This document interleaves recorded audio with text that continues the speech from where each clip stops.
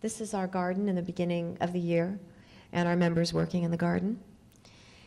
And this is our garden getting more toward the end of the year. This is in September. We harvest in October and November. And we have a lot of ceremony. We're in our garden. The group is in our garden at least 2 times a week. And a garden is an amazing place to heal. For any of you who are gardeners, you know that. But when you grow your own medicine, when you're part of that element, when you create the food and the medicine that you will be taking, it enriches your life in a fundamental way. And this is a very important aspect in using whole plant medicine that you develop. Now, we do need pharmaceutical medicines. It's an imperative. We can't be rushed into the emergency ward and have somebody rolling a spleef and handing it to us. That probably won't work. However, it is an important aspect of patients' lives to be able to be in that process. And so I always speak very highly about the growing of marijuana and consuming of marijuana. We make our own medicines. We make our own tincture, capsules, suppositories, mother's milk, which is a soy-based product. And we make baked goods as well, hash, keef, hash oil. So our members are really quite busy when they're well enough.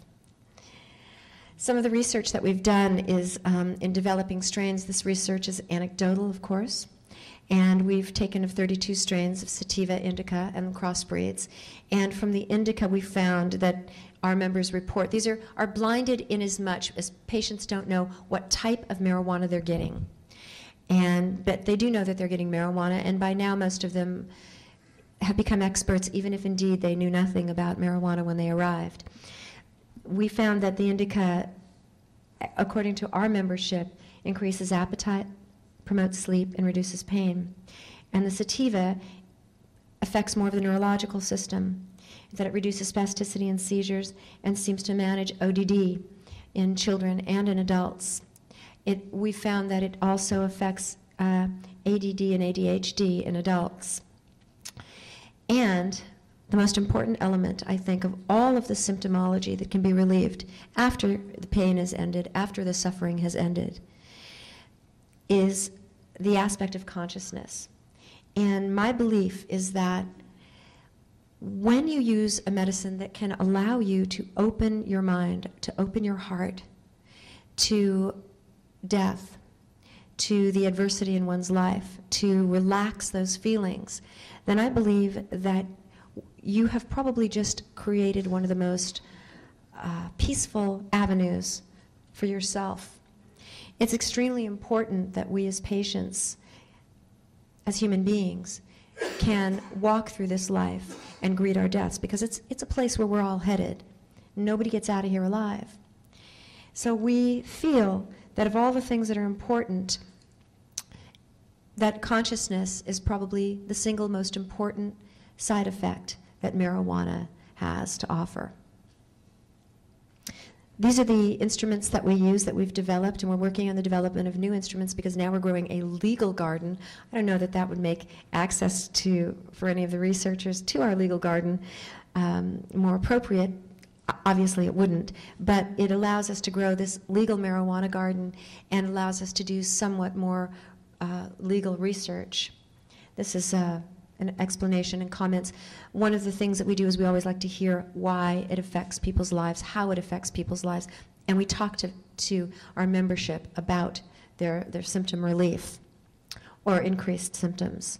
And this is a comparative of how the reduction in pharmaceuticals in using marijuana and specific types of marijuana. Whoops. Well, I guess that's a TIFF that didn't come up on this computer for some reason. So, well, it's appropriate. You can see to the left, this is before the DEA came to our garden, and afterwards, it felt like there was nothing. It felt as though our work had been destroyed. But I'm going to tell you, just take a minute or two, because I want to talk just briefly about that day that the DEA came to our garden. They were surprised. First of all, they didn't find me, and I was awakened by their stomping, and I sneaked out, and I walked in, and they turned and I said, "What are you doing in my home? Please get out." And I did say please. And they didn't leave. They yelled and they told me to get to the ground, and I told them I wanted to see a search warrant. They yelled again. I said I would sit, but I still wanted to see a search warrant. And they pushed me to the ground, and they had already taken Michael, and he was in another place on the land by the garden. And they, you know, at that time when they handcuffed me and they put a gun to something to my head and something in my back, an amazing thing happened, and something inside of me changed, and I felt not safe, not unsafe, but completely still. And I knew that I was all right.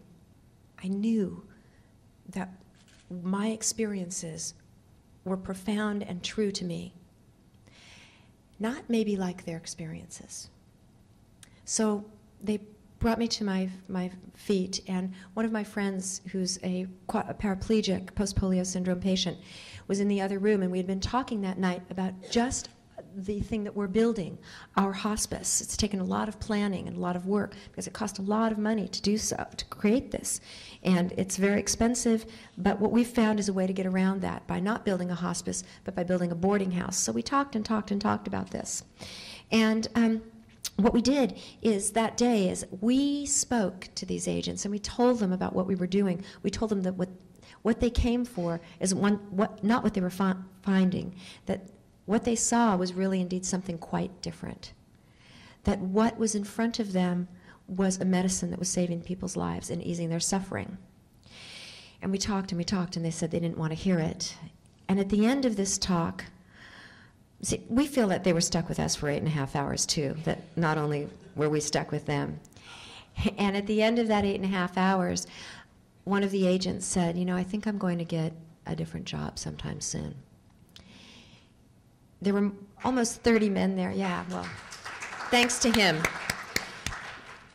I thank him because he has an open heart and an open mind. And our experiences in this life, that's what we're doing here.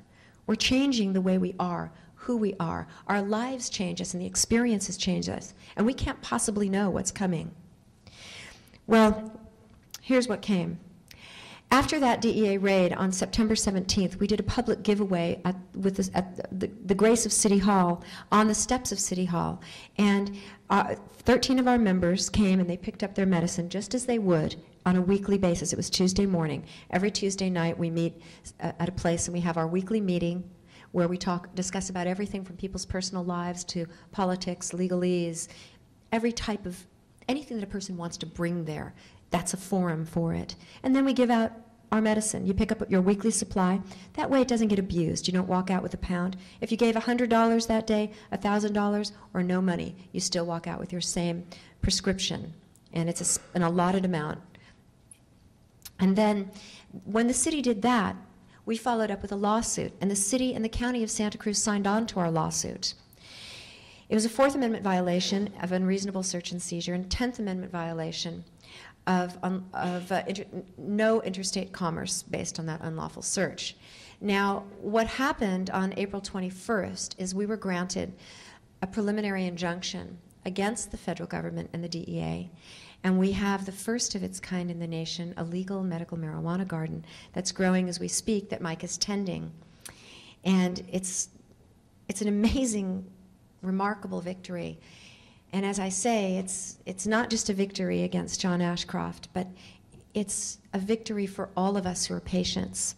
And it's a bigger victory because it changes the view of marijuana. Whatever happens, this moment cannot be erased or undone. And I believe that America is going to be a very different place, not because of what WAMM is doing or because of what happened on the 21st, but because of all of us. Because everybody in this room that's willing to listen, and I look around and see the activists and who are physicians and attorneys, who are educators, who are patients, and the courage that we have as Americans is remarkable. And this dates back to the founding of this nation.